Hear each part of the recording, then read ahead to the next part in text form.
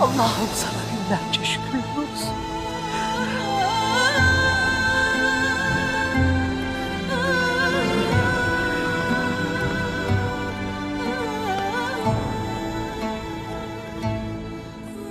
Hoş geldin yiğidim. Eyvallah dayı.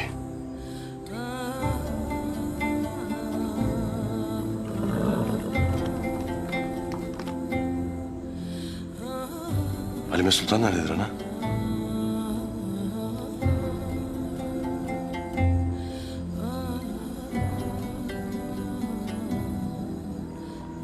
Nerededir ana? Otağda oğlum.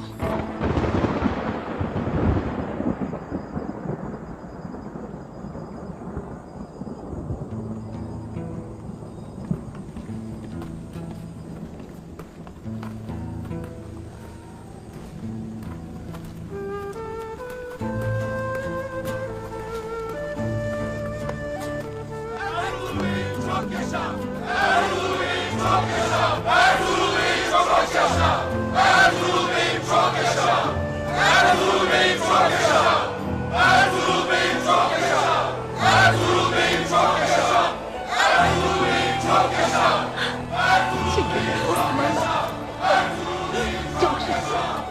Çok şükür.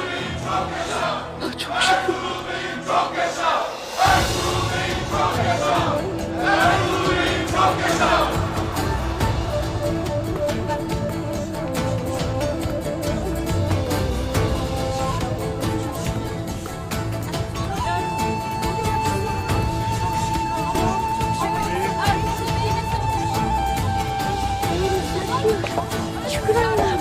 Allah'ıma şükürler olsun. Beyimiz yaşıyor. Beyimiz yaşıyor.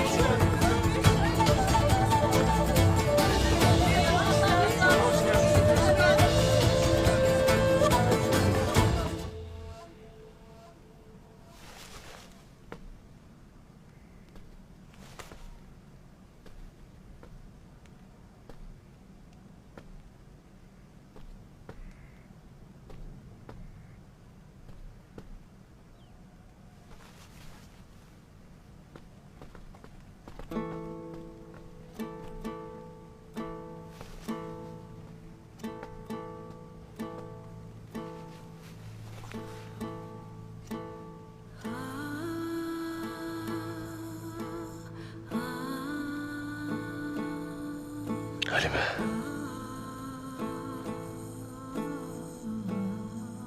Güzelim. Maralım. Birlikte uzun bir yolumuz var. Sonu belli olsa da yol hala bizim. Allah'ın verdiği ömrü, alnımıza yazdığı kaderi bilemem. Lakin ben yaşadıkça ne sana ne de evladımıza gamda tasada yaşatmam bilesin Halime Sultan.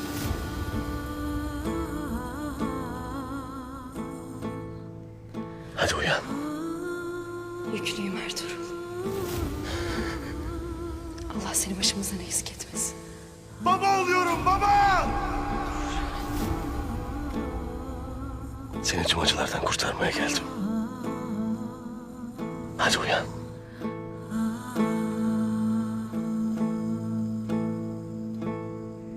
Destur var mı Ertuğrul Bey'im? Gel Artuk Bey.